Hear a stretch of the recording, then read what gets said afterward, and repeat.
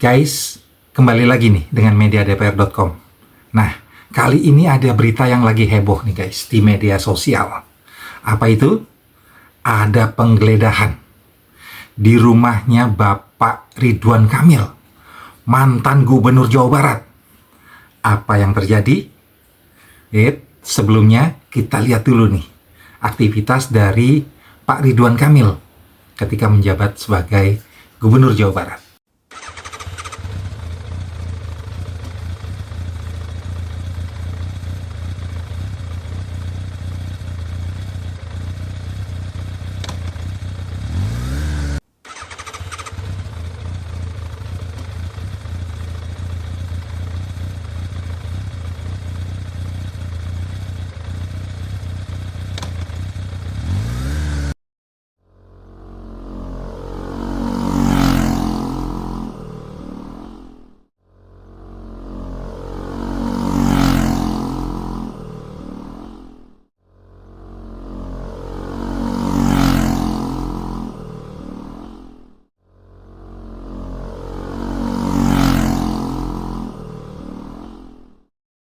Guys, barusan kita sudah lihat cuplikan dari hobinya Bapak Ridwan Kamil ya terhadap motor-motor besar nih, ya kan? Nah, tapi ada berita yang tidak mengenakan nih buat Bapak Ridwan Kamil. Kemarin guys, rumahnya ternyata digeledah sama KPK. Wah, kita nggak tahu nih seperti apa nih. Yuk kita lihat cuplikan beritanya gitu loh tentang penggeledahan rumah dari Bapak Ridwan Kamil.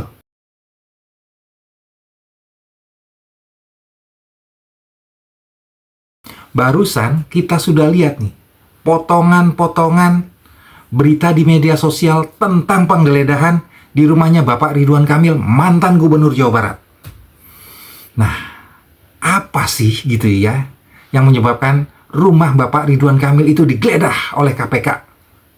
Gosip-gosipnya ya katanya berkenaan dengan dana iklan di Bank BJB Jawa Barat. Wow, angkanya gede loh guys, 200 miliar. Nah, kalau nih Bapak Ridwan Kamil terlibat, artinya gitu loh, Pak Prabowo tidak pandang bulu. Meskipun ya Ridwan Kamil kemarin itu didukung penuh oleh Bapak Prabowo untuk maju sebagai Gubernur DKI Jakarta. Gimana nih? Kita ingatkan lagi nih pidatonya dari Pak Prabowo. Artinya benar guys, Bapak Prabowo tidak tebang pilih. Kenapa? Presiden nggak boleh bilang dablek. Dablek itu, monyet-monyet, maling-maling itu dablek.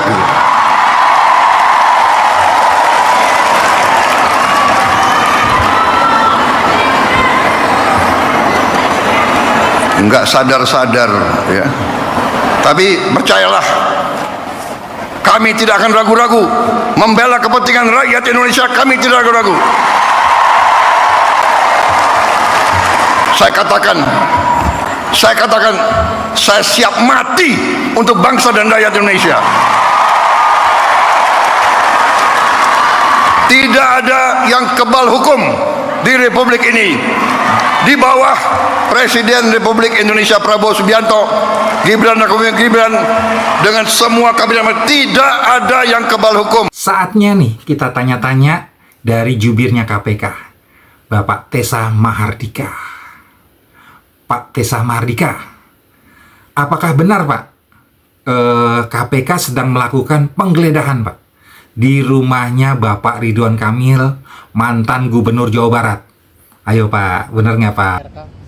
Ya, informasi tambahan yang bisa saya sampaikan adalah salah satu lokasi yang digeledah merupakan mantan pejabat di Provinsi Jawa Barat. Ya. Kalau untuk siapanya nanti kita akan sampaikan lebih lanjut. Pejabat di Pemprov Jawa Barat. Infonya seperti itu. Nah, apakah masih berlangsung atau memang sudah selesai? Sudah selesai. Pak Tessa Mahardika, tadi kan Bapak bilang penggeledahannya sudah selesai Pak.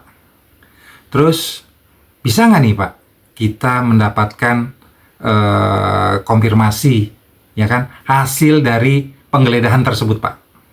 Nanti kita akan update lagi apabila seluruh informasi sudah didapatkan oleh. Inisial mas, inisial. Nanti akan di-share ya. Tapi clue-nya adalah mantan Gubernur ya. mantan pejabat di Provinsi Jawa Barat. Kepala daerah ya, mantan kepala daerah. Setingkat kepala daerah. Jadi sebelum Dedi ya. Ya, cukup ya. Oh cukup ya. Guys, setelah adanya konferensi pers dari jubir KPK Bapak Tesa Mardika, nah teman-teman pers langsung nih menggeruduk nih ya ke Bandung guys, ke rumahnya Bapak Ridwan Kamil. Kita mau lihat nih suasananya seperti apa. Yuk kita lihat kondisinya pasca ya penggeledahan oleh KPK rumahnya Bapak Ridwan Kamil. Yuk kita lihat.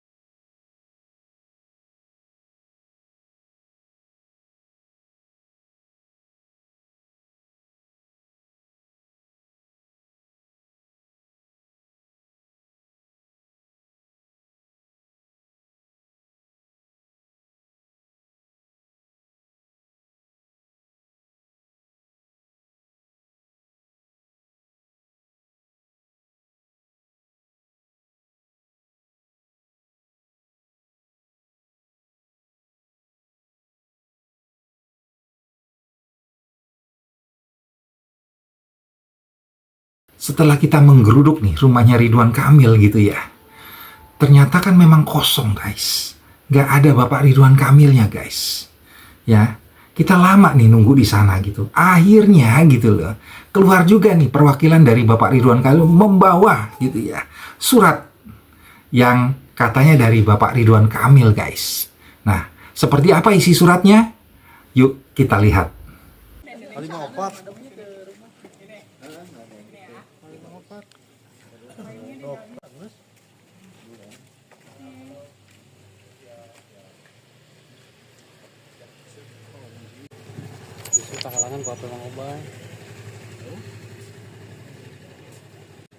Sudah lihat kan isi surat dari Bapak Ridwan Kamil yang rumahnya digeledah oleh KPK.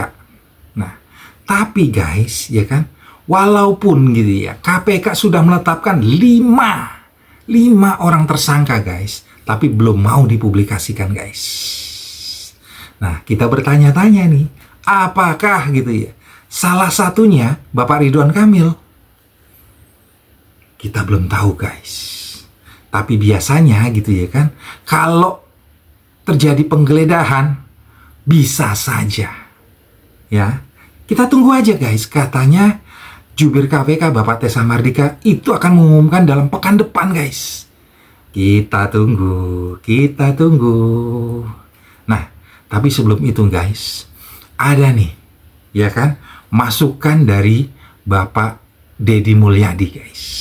Ya kan, mungkin ya gitu, kita bisa belajar dari sana gitu. Kalau mau jadi pejabat atau menjadi anggota dewan gitu ya kan, itu kan pasti gitu ya kan, ada ya khususnya di Jawa Barat gitu ya kan, ada dana pinjaman guys.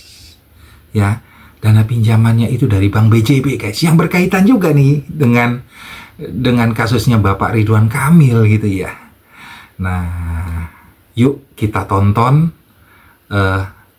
saran dari Bapak Deddy Mulyadi kalau kita mendapatkan pinjaman dari Bank BJB. Ketika orang jadi anggota DPR, pinjem Bank Jabar, rata-rata orang beli mobil. Saya enggak, saya beli kambing. Mobil mah mual anakan, rusak. saya beli sapi, saya beli sawah yang nilainya terus meningkat. Setelah itulah saya berpolitik, semakin luas pergaulan, kemampuan ekonomi saya semakin baik. Dalam abad sekarang, berwirausaha, berpolitik adalah satu kesatuan. Tidak mungkin seorang politisi tidak mengenal wirausaha. Dia akan berat bebannya kalau tidak mengenal wirausaha. Karena apa? Karena seorang politisi itu esensinya adalah menghitung APBN, menghitung APBD. Menghitung APBD kalau tidak punya entrepreneurship, maka kerjanya hanya ngabisin duit negara. Tapi seorang entrepreneurship, maka setiap tetesan uang yang keluar harus memiliki output, outcome, dan benefit bagi publiknya. Sehingga anggaran negara itu harus memiliki semangat entrepreneurship, melakukan perubahan, melahirkan multiplier efek ekonomi,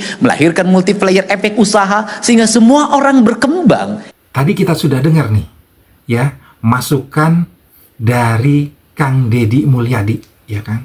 Bila gitu loh, menjadi seorang pejabat itu harus mempunyai jiwa wirausaha, harus mempunyai jiwa entrepreneurship, ya, karena dia itu harus mengelola anggaran gitu ya, ya.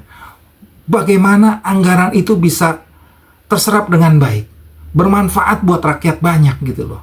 Kalau perlu guys, ya kan, dana-dana tersebut gitu loh digunakan seefektif mungkin gitu loh untuk pembangunan atau untuk kesejahteraan rakyat guys. Tidak buang duit percuma gitu, kata Kang Deddy Mulyadi. Ya, nah ada nih gitu kaitannya gitu ya. Ya kita nggak tahu gitu ya kan. Dana pembangunan Masjid Al-Jabar guys. Ternyata itu dari pinjaman guys. Wow, angkanya fantastis. 3,4 triliun rupiah. Nah, pinjamannya mungkin benar guys, no problem gitu ya, tidak masalah gitu loh, digunakan untuk pembangunan masjid. Tapi, nah, apakah penggunaannya sesuai gitu loh? Tidak dikorupsi, kita tidak tahu, gitu ya. Mudah-mudahan guys, mudah-mudahan sesuai dengan peruntukannya guys, dan tidak ada penyalahgunaan anggaran. Kita tunggu saja. Jabar per tahun biaya pemeliharaan 42 miliar ke tahun. Ada hutang nggak yang dibayar pemerintah pusat yang harus dibayar? Yang jelas bahwa dari uang yang dipinjamkan dulu menjadi kewajiban selama 5 tahun ke depan harus dicicil 500 miliar Ya. per tahun. Total utang, pokok utangnya 3,4 triliun Pak. Oh, 3,4. Guys, ya, kita akan terus mengawal. Kita lihat KPK dalam melakukan penyelidikan dan investigasi. Ya, kasus ini belum selesai guys. Memang baru 5 yang menjadi tersangka. Ya, kita masih menunggu nih siapa saja yang bakal menjadi tersangka. Sabar guys. Minggu depan katanya KPK akan segera mengumumkan. Nah, apakah ada Bapak Ridwan Kamil di sana? Kita belum tahu guys. Ya, mudah-mudahan penyelidikan dan investigasi yang dilakukan KPK berjalan dengan baik dan lancar. Kita dukung pemberantasan korupsi yang dicanangkan oleh Bapak Prabowo Subianto. Sandi Wiratama, mediadpr.com, melaporkan dari Jakarta.